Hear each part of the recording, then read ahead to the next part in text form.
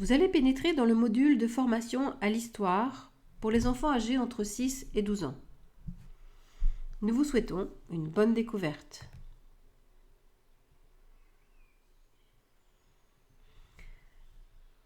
Le principe fondamental dans l'éducation est la corrélation de tous les thèmes et leur centralisation dans le plan cosmique. Voici encore une belle phrase que nous propose Maria Montessori dans son livre « Éduquer le potentiel humain ».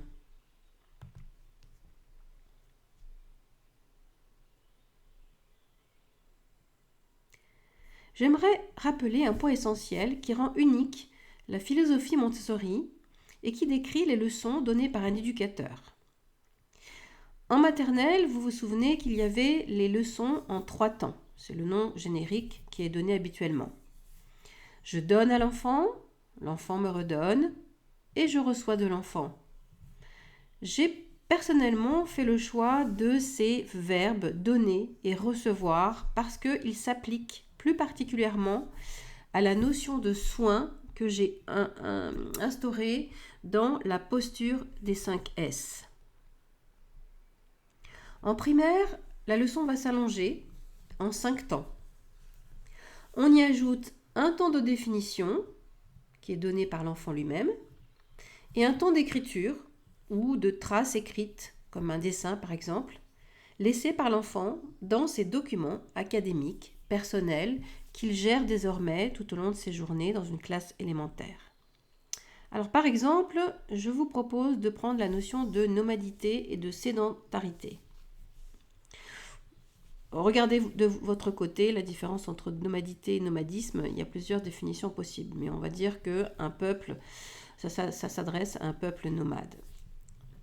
Le premier temps, on va raconter au groupe d'enfants face à nous une rencontre qu'on a pu faire de peuples nomades lors d'un voyage qu'on aura eu la chance d'effectuer en Afrique ou ailleurs.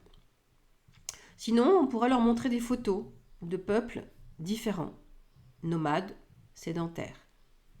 Et on va écrire en gros ces 2 mots, nomade, sédentaire. En deuxième temps, on demande de nous montrer, ou de nous parler, peut-être aussi, d'un peuple sédentaire et d'un peuple nomade. Durant le 3e temps, on va demander comment se nomme un peuple qui se déplace et qui s'installe à différents endroits. En 4e temps, on va lui demander à l'enfant ou au groupe d'enfants évidemment, de nous donner une définition, la sienne, la leur, d'un peuple qui se déplace pour vivre. Et en dernier temps, on lui proposera de dessiner ou d'écrire une page, une définition sur le peuple nomade. Voici donc, en résumé, la leçon en 5 temps qui est proposée en général, dès que possible, aux enfants de classe élémentaire. Poursuivons sur le thème de l'histoire, puisque c'est le sujet et l'objet de ce module. J'ai sélectionné un paragraphe que Maria a écrit sur l'enseignement de l'histoire, justement, dans un de ses livres qui s'applique au cycle élémentaire. C'est un petit paragraphe concis, et comme souvent, elle met en avant l'essentiel et l'utile. Se repérer dans le temps est primordial, tout comme se repérer dans l'espace. Je vous laisserai mettre en pause ce diaporama pour relire ce petit paragraphe.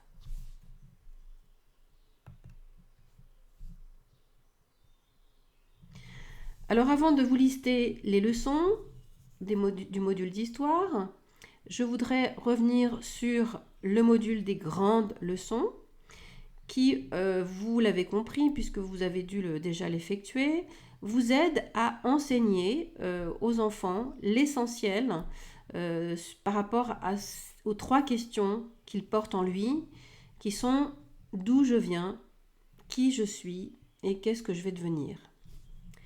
Ce sont des belles leçons, des grandes histoires qu'il faut vraiment vivre avec eux chaque année. C'est ce que je conseille, vous l'avez vu dans le module des grandes leçons. Mais ce sont aussi des occasions de découvrir vraiment aussi, en plus de la géographie, la chimie, des notions scientifiques larges, ce sont aussi l'occasion de découvrir l'histoire du monde, de notre monde, de nos civilisations.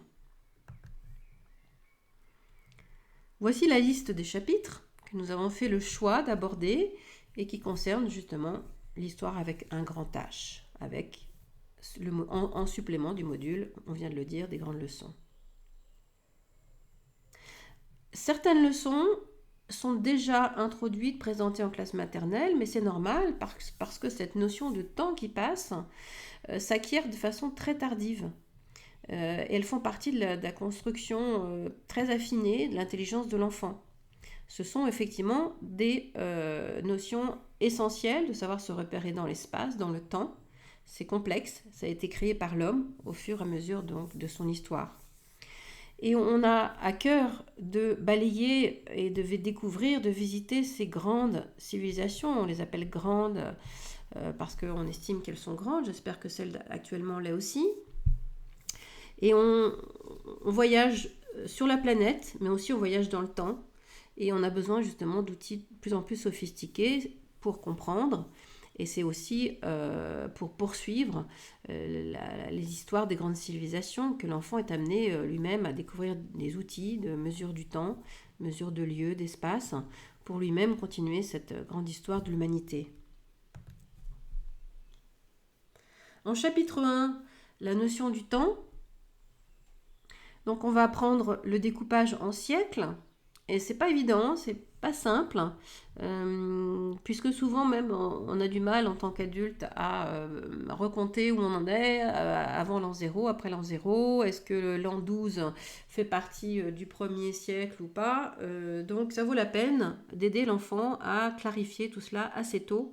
Vous voyez sur la photo, sur une des photos, on utilise des grands rouleaux de papier et l'enfant écrit les siècles, écrit les années, se déplace, fait des jeux, rajoute des cartes. C'est assez ludique et ça c'est assez efficace en fait. C'est ce que on vous propose de faire dans ce chapitre 1. Dans le chapitre 2, alors là c'est aussi assez fabuleux à découvrir parce qu'on a encore des traces laissées par ces grandes civilisations. Alors pourquoi grande, c'est à vous d'expliquer ou d'en discuter évidemment avec les enfants. Ça c'est aussi un sujet à lui tout seul. Et donc, on va lui proposer des activités de découverte, mais toujours aussi des activités de façonnage, de création. Ça peut être des costumes, ça peut être des recettes de cuisine, ça peut être des maquettes. Et tout un tas d'événements et de cultures de pays différents sont vraiment des beaux sujets à visiter avec les enfants. Toutes ces activités qu'ils pourront mener, justement, dans cette classe élémentaire, pendant ces 5 années, sont vraiment des cadeaux à leur faire. On peut utiliser un kamishibai, on peut utiliser des frises, on peut utiliser tout l'espace intérieur et extérieur, encore une fois, comme Maria Montessori le préconisait, tout l'espace de l'école, aussi bien intérieur qu'extérieur, et plus les mouvements, plus la joie de l'enfant seront partie prenante dans ces activités, et plus ça l'encouragera à découvrir encore et encore sur ces grandes civilisations, et également sur évidemment l'histoire de notre propre pays, l'histoire de France, avec ici par exemple des cartes que j'avais fabriquées sur les rois de France, parce qu'on a cette richesse culturelle de notre pays, que n'ont pas forcément d'autres pays, qu'il faut effectivement proposer aux enfants. En conclusion, je dirais qu'encore une fois, soyez patient avec vous-même et avec les enfants. La compréhension et la manipulation du matériel et puis aussi les ouvertures que vous pourrez proposer aux enfants sont vraiment tout bénéfice pour tout le monde. On ne devient pas un éducateur Montessori en quelques mois et les enfants ne comprennent pas forcément toutes ces notions très importantes de calcul du temps et de compréhension d'évolution des civilisations en quelques mois. Heureusement, on a la possibilité, sur plusieurs années, de faire, refaire, représenter, revisiter ces leçons.